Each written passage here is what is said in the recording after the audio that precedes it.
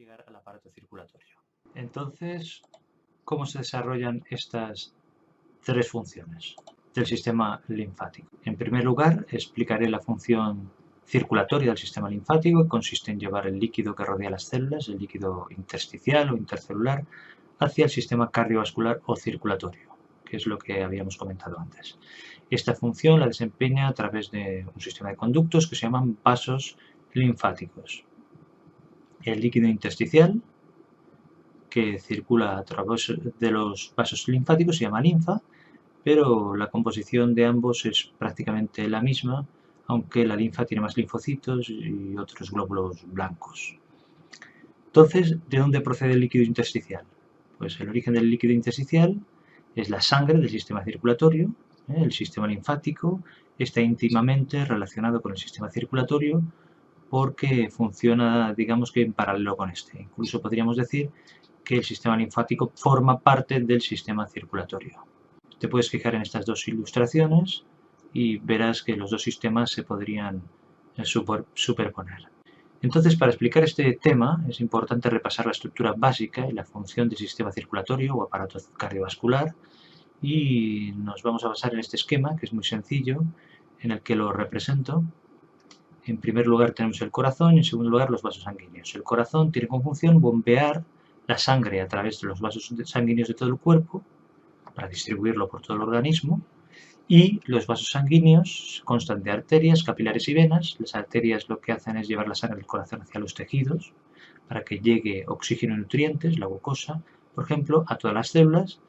La aorta, recordemos, es la arteria más grande que sale del ventrículo izquierdo del corazón, y después estas arterias se van a ir dividiendo en arteriolas cada vez más pequeñas hasta formar los capilares, que son una maraña o red de conductos muy pequeños que se extienden por todo el cuerpo, y que a nivel de estos capilares se produce el intercambio propiamente dicho de sustancias. Esto se facilita porque son muy pequeños, entonces es más fácil que haya un intercambio, hay un paso de sustancias de dentro del capilar hacia afuera, y también por la gran superficie que ocupa toda esta maraña o red capilar en todo el cuerpo. Entonces, de estos capilares salen los nutrientes y el oxígeno, y entran productos de desecho y CO2 de las células que serán eliminados. Esto así en términos generales.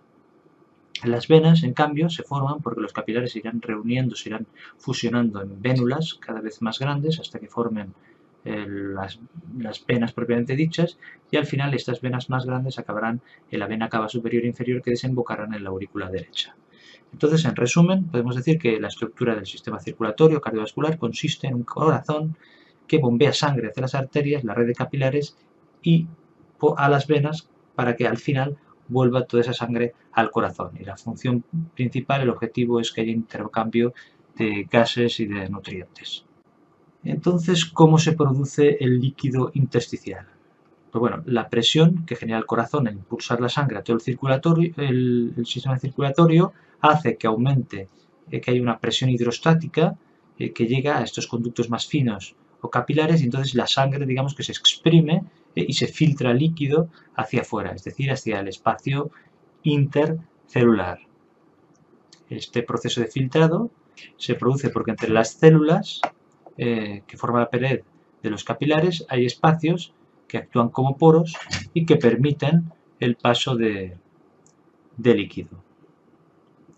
La sangre está compuesta por agua, células, proteínas y otras sustancias, pero no todo tiene capacidad para pasar por esos espacios. Lo que pasa es el agua, algunas proteínas y sustancias de menor tamaño. Eso es lo que estaba comentando, que esto se debe a la presión hidrostática que hay en el interior del capilar. Hay moléculas, por ejemplo, como las de oxígeno, que pueden pasar directamente porque no necesitan estos huecos.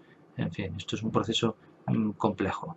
Entonces, como iba diciendo, este fluido que sale debido a la presión hidrostática no contiene glóbulos rojos ni proteínas de gran tamaño, es decir, no es sangre, y será lo que llamamos líquido intersticial. Es un filtrado del plasma sanguíneo. O sea, entre el plasma sanguíneo. El plasma sanguíneo lo que es la sangre si eliminamos todas las células.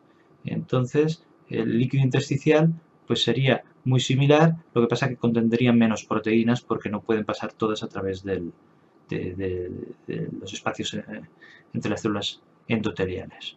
Entonces, conforme va pasando la sangre por el capilar, esa presión hidrostática va disminuyendo y también aumenta la presión osmótica, porque va aumentando la concentración de sustancias en el capilar. Y esto hace que parte del líquido que hay en el espacio intersticial vuelva a la sangre posteriormente, en la parte final de los capilares. Pero globalmente, lo que sale, el líquido que sale, que se filtra, es mayor que el que entra. Y concretamente, desde los capilares se filtran unos 20 litros al día. Pero se reabsorben al final unos 17 litros. De forma que lo que nos queda son unos 3 litros al día. Pero claro, para que ese líquido no se quede ahí en estos huecos que hay entre las células intercelulares, el espacio intercelular no se quede estancado, entonces tenemos el sistema linfático que se encarga de drenarlo, es decir, de retirarlo hacia el sistema circulatorio. Y así esto se va renovando. ¿Y esto cómo se hace? Pues a través de un sistema de conductos, de capilares y de vasos linfáticos, lo que hemos comentado que se llama sistema linfático, y que empieza a nivel del espacio intercelular de los tejidos y lo va devolviendo todo hacia el aparato circulatorio. Hay capilares sanguíneos casi en todo el cuerpo, entonces necesitaremos también en casi todo el cuerpo capilares linfáticos y vasos linfáticos que aparecen a nivel intercelular en forma de dedo de guante y que recibirán el exceso de líquido intersticial, que le llamaremos linfa, al entrar dentro del capilar linfático a través de sus poros, y así volverá, como hemos dicho, al aparato circulatorio. La distribución estructural de los vasos linfáticos es parecida a la de los vasos sanguíneos, empiezan siendo de pequeño tamaño y entonces va pasando como pasa con las venas, que se van juntando progresivamente, linfáticos más grandes, hasta que desembocan en el aparato circulatorio. Luego lo comentamos con un poquito más de detalle.